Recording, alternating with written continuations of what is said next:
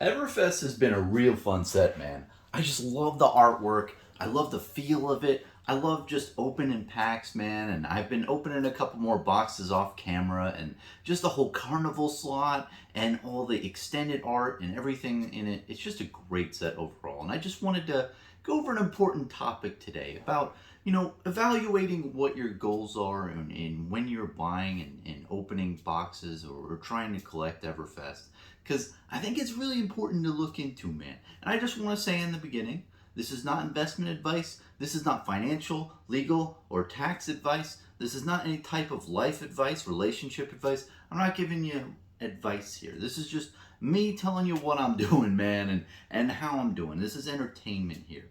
And, I first want to be very, transparent and disclose to you. You know, I did open an Everfest box on my channel, and I pulled an Arc Knight skull cap. And you might be, oh my gosh, there's money in this set. There's $90 cards just popping out of the box. And I am happy that I got that. And I do consider myself fortunate. But just in full disclosure, that was one box out of a full case. I opened the rest of the boxes in the case and didn't really pull anything hot. I didn't get lucky on those. So out of the whole case, I did get a $90 card, or who knows what the price of the card is at this time, the Arc Knight skull cap. But the other cards, I did have like a Rainbow Foil Majestic, and I did get the cold foil, common cards and stuff, but nothing too spicy, nothing too out of the ordinary. So I just wanted to, tell you that up front. That, even though you might see like big pulls on YouTube channels and all that stuff, please keep in mind that this is a gamble. When you're opening a booster box, you're really gambling here, and you can pull some crazy shit, but there is more likely than not that you're gonna get dud boxes, or boxes just doesn't have heat. But every box can have heat, because once you do get to that moment where you do pull something really spicy, it makes it that much bigger. And I'll lead up to, I got my TCG player boxes, and the first TCG player box I opened, I got a Bravo Star of the Show. And dude, this card is epic. And I just want to put that into perspective. It took that many boxes of me getting nothing, and then when I finally pulled a box that had, my hero Bravo, it was just that big of a, oh my gosh, this is amazing. I can't believe I pulled this card. It was such a big experience for me. So, you take the good and the bad. And I just wanted to make a video and just kind of explain a couple things with buying singles, man. Because if you've been an astute person on the secondary market, you might say, Bronson, what's up with these singles? Why are they going down? They should only go up. What is this? Is Flesh and Blood? Is something happening? Is some market thing where the people aren't accepting the price of the product, and it's a consumer issue? And what I will tell you is that no, man, card prices and single prices for new trading card games typically decrease 2 to 3 weeks after the set is released. It's typically around 30%, 40%. It can vary depending on set and what product it is. But this is an industry standard. It happens in every game, so just chill out. And I even made a video a month ago, I'll put a link down below, and I specifically said after 2 to 3 weeks, this is what happens. And it's just, guys, it's the most simplest concept in economics. When you have more supply, which more supply is out there because everyone's cracking Everfest at one time and dumping it on the market, the price goes down with more supply. I'm not a genius here. This is, I've experienced this many times in the past. So I just want to let you guys know that if I see a lot of content creators out there, seeing this, just stay calm. This happens in a lot of other games. It's all good. It's natural. Price decreases as supply increases. And will it, go up over time? Well, possibly. We'll definitely keep an ear out and see what happens to the card prices over time. Honestly, I think it's going to be big. I mean, some of these cards look very desirable and very rare, especially in the extended art slot and all these different you know, different like Bravo Star, the show, and all these other different variants. I think that they did a great job of making enough variants, but not too many. So I mean, even the extended art, you know, common or extended art rare cards, I think the total amount is 18. And that's pretty reasonable. And the extended art Majestics, what do we have here? Like 4 of them. That's not too bad. You know, it's just enough to like chase after, but it's not a too large of a number to where you're like, I don't know, you know, what I should collect here. And you know, I want to get into the, you know, final subject here. You know, I first wanted to in the beginning disclose what I had, and yeah, honestly, I'm gonna get the Rudy kit in the future. I got 2 TCG player kits. One of them I'm keeping sealed for now. I'm kind of trying to gauge what I'm gonna do with that TCG player kit. I opened one TCG player kit and I pulled one box, pulled Bravo, and after that I'm kind of like, I'm out. You know, I'm done. And then the other box I have up here, I'm probably gonna try to find a you know, plastic case for it, because I like to collect, you know, sealed booster boxes of every set in Flesh and Blood. That'll be a lot of fun. And the Rudy kit, if I get a sealed product from that, I'm probably gonna keep it sealed long term. Personally, I'm waiting until allocation is fully out. I'm really on the fence to purchase more Everfest, that is. I really don't know what this product is going to do. You know, either James White's going to come out with this like Flesh and Blood 2.0 phase 2, you know, a thing that it's just going to change the game of Everfest, or it's just going to change the game for other things. We don't know, you know, and I don't know with a, you know, supplemental product what's going to happen, because when you make a supplemental product for Flesh and Blood, you don't have to print too much because it's just supplemental. It's not like you're using these boxes to draft or play sealed, because you can't. So I feel like there's a lot less need for the boxes in general and the cards. So I'm really curious to see where it's going to appreciate long term. But I think the perception that people will have in their mind is that if this goes up, then Tails should go up. So, you know, it'll be interesting. I'm still debating on when to acquire more product, let's say. I definitely want to wait long, you know, maybe like 3 to 6 months to acquire more product personally, to see if it will level out and if I can not tie up capital early and like get in later. That would be ideal, but who knows? Maybe I'll miss the boat. But you know, that's fine for me.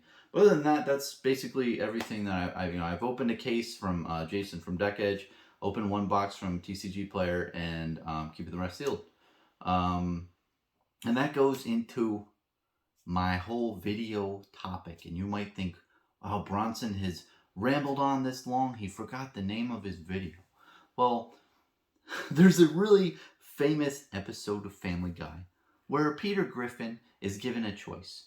Do you want a boat or do you want a mystery box? And I feel like all of us around here, including myself, have been presented that when you have, do you want to open the mystery box, which is a new Everfest booster box, or do you want the boat and go on TCG Player and just buy the singles you need and buy whatever you want? And I know that that's not, you know, buying, you know, what you want or getting the boat. It's not sexy. It's not fun. It's not exciting. I will tell you that straight up. But I'll tell you one thing, man. You know, I have purchased recently on TCG Player. I bought all the cheap cold foil, you know, common or rare cards, the trinkets and talismans and everything. I bought like the whole set for like $80. And when I'm thinking about it, it's like, okay, do I want to just buy all the cold foil cards that I need for $80, or do I want to open the mystery box and like who knows what I'm gonna get? And it's like it could even be the cards that I need, and it's just I think there's a fallacy in that. You know, there's if you look at the case that I opened for instance, you know, instead of a case of opening cards, I could have gotten all the cold foils, the cheap ones, that is. I could have gotten all the extended art rare cards, which are like 18 of them, and you usually get like one per box. Same with the cold foil, trinkets and talismans. Or, and then after that, you know, that total for the trinkets, the cold foil trinkets and the extended art cards. After that, I could buy like, you know, 2 big legendary cards that I wanted, or, you know, a couple Majestics, or a complete set of rainbow foil Majestics. You know, there's so many different things that you can buy just singles that might be a better alternative than opening the mystery box. Because I'll tell you, you know, in the 3 boxes, I didn't pull anything, right? I just got literally maybe 1 to 2 cold foil commons, and then I got like an extended art card, and that's it. And then all of the rest of the box, you know, I got a good amount of Majestics, but the Majestics online aren't really selling for much. They're selling for like $1 each. And then just a bunch of random rainbow foil cards. Now, am I happy that I opened a little bit of product?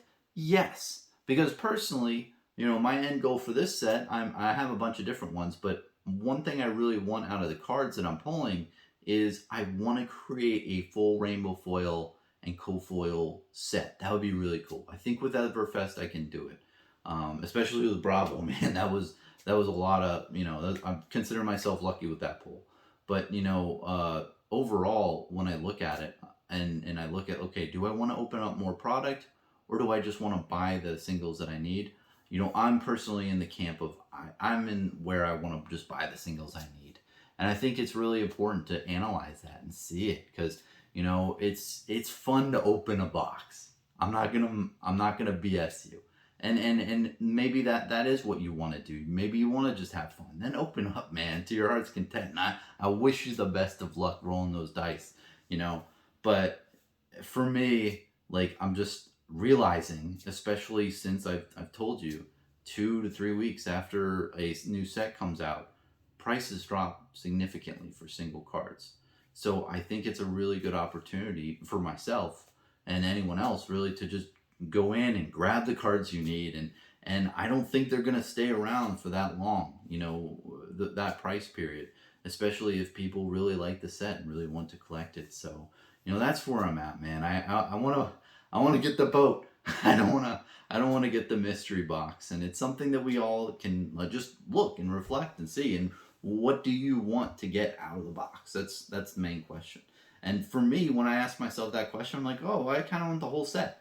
And I looked at the cards online on TCG Player, and I was like, well, wait a minute. I just buy like the whole set of EA, you know, cheap cards for like $80. Why don't I do that? And honestly, I might be overpaying a little bit right now in the moment. I mean, cards are constantly going onto the market. We haven't hit that 2 to 3 week point yet, in my mind.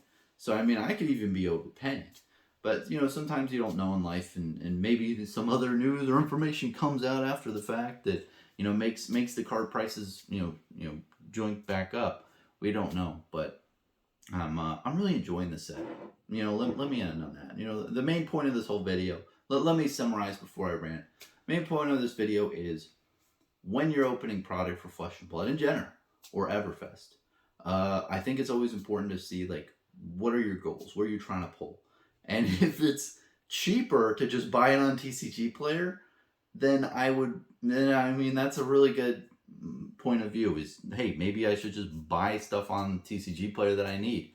Instead of opening an $80 box, just buy $80 worth of cards on TCG Player that you actually want. And it's a lot cheaper, because with the extended arts, for instance, you get 1 per box. I bought 15 or something of them. So that's 15 boxes for the price of just 1 box. And I only get the hit cards. I don't get any of the bulk or whatever. So that's kind of the whole point of this video. And I hope everyone has fun. And let me end on that, man. I don't mean to be a Debbie Downer. I love opening this product. It is so much fun. And that's why I'm telling you this, is because I'm trying to hold myself back. I'm just like, give me that box. I want to just open that right up now. You know, give me that. I'm just going to peel the wrapper off that thing and just crack the packs and have a fun time, because it's fun. It's a rush. It is addicting. It's gambling. But, you know, I just want to, you know, personally, what I do, my secret, here it is. Here's my secret. I take the boxes and I shove them in my closet, and I just forget about them. That's the best thing that you can do if you're tempted. If you have that itch, if you just got to open a booster box, just throw it in your closet and just try to forget it as much as possible. And yeah, man, I'm saying this because it's a great set. I mean, just Legend Story Studios is just pumping out great stuff. Ever since Monarch really just pumped it up a next level for just the art and the quality of the product, and they've just kept on going, kept on steaming through, and it's a really great product. And I'm really loving like the eco wrappers are really nice.